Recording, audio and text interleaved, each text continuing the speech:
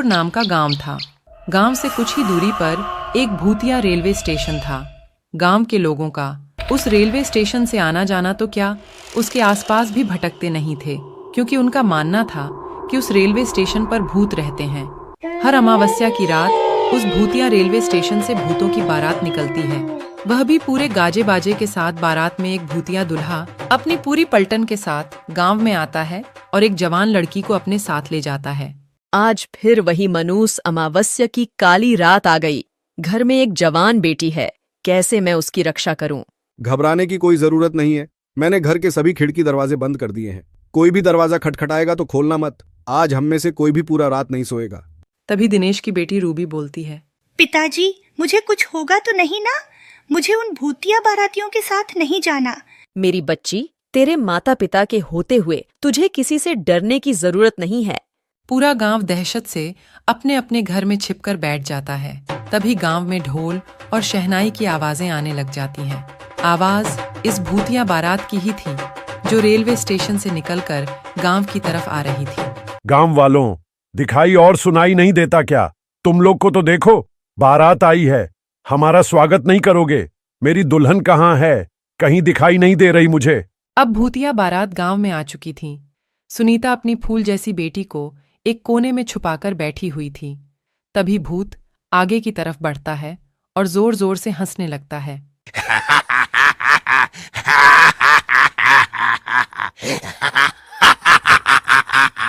आज तो मेरी शादी है, बिना दुल्हन लिए मैं यहां से जाने वाला नहीं हूं। तुम गांव वाले मेरी दुल्हन को साथ विदा करते हो, या मैं खुद तुम्हारे मातम के साथ उसे अपने साथ ले जाऊं?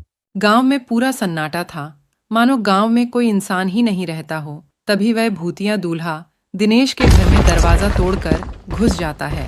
तुम्हारा दामाद आया है, स्वागत नहीं करोगे अपने दामाद का? मेरी बेटी को छोड़ दो, वो अभी बच्ची है, उसकी अभी शादी की उम्र रही है। बेशक तुम मेरी जान ले लो। मुझसे झूठ बोलता है बुढ़े। कल तू ही तो अपनी बेटी के लिए दूसरे गांव में रिश्ता देखने गया था। मुझे सब पता है, सब पता है मुझे। मेरी बेटी को हाथ लगाने की कोशिश भी मत करना। मैं उसकी माँ हूं। मैं अपने जीते जी अपनी बेटी की शादी एक भूत से नहीं होने दूंगी। फिर क्या था, उस भूतिया दूल्हे को बहुत गुस्सा आता है और वह रूबी के माता पिता को वहीं जान से मार देता है। रूबी अपने कमरे में जैसे तैसे छुपकर बैठी थी। छोड़ो मुझे अपने माता पिता के पास जाने दे। पर वो भूत उसकी एक नहीं सुनता। वो रूबी को अपने साथ उसी भूतिया रेल स्टेशन में ले जाते हैं। अगली सुबह होते ही प्रियंका और उसके परिवार के सांस में सांस आती है। कल तो हमारी बच्ची बाल बाल बच गई, पर जो रूबी के परिवार के साथ हुआ वह बहुत बुरा हुआ। ऐसा नहीं होना चाहिए था। पर हम कब तक अपनी बेटी की रक्षा करते रहेंगे? एक ना एक दिन तो वो भूत हमारी बेटी को भी उठाकर ले जाएगा। उस रात के बाद पूरे गांव में डर का खौफ छाया हुआ था। हर जगह मातम बिखरा हुआ था। गांव वाले मिलकर रूबी के माता पिता का अंतिम संस्कार कर देते हैं, लेकिन पूरे गांव वालों की जुबान पर बस भूतिया बारात की ही बातें थीं। अरे गांव वालों, ये सब कब तक चलेगा? वे भूत बेधड़क आते हैं और हमारी आंखों के सामने हमारी बेटियों को उठाकर चले जाते हैं और हम बेबस, लाचार बस देखते रह जाते हैं। दिनेश की बेटी रूबी हमारी भी तो बेटी थी ना? बिल्कुल सही कह रहे हो। इस गांव की हर एक बेटी तो हमारी बेटी जैसी ही है। उन सब की रक्षा करना हम सबका फर्ज है। हम सब गांव वाले मिलकर उस भूत का सामना करेंगे। तुम चिंता मत करना। वह तो सब सही है भाई, लेकिन हम कब तक अपनी बेटियों को कंवारा रखेंगे? जिसकी भी बेटी जवान और शादी के लायक होती है, पता नहीं कैसे उस भूत को पता चल जाता है और वह उसे उठा के अपने साथ ले जाता है। मेरी बेटी भी है और उसकी भी अब शादी होने वाली है।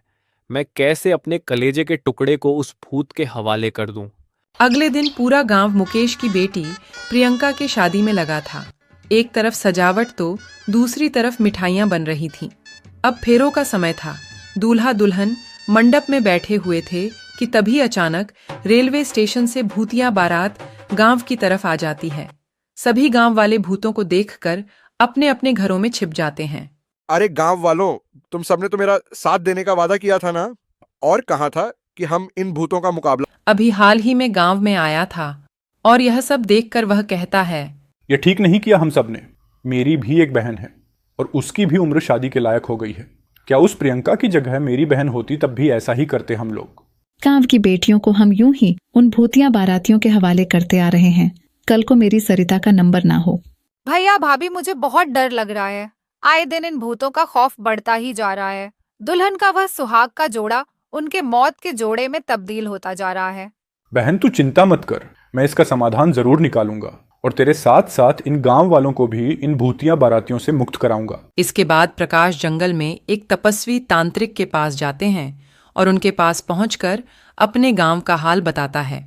बेटा, मैं देख पा रहा हूं कि तुम्हारे गांव पर एक श्रापित भूतिया बारात का साया है और उस भूतिया बारात से छुटकारा पाने के लिए मेरे कहे अनुसार नियमों का पालन करना होगा। जी तांत्रिक बाबा।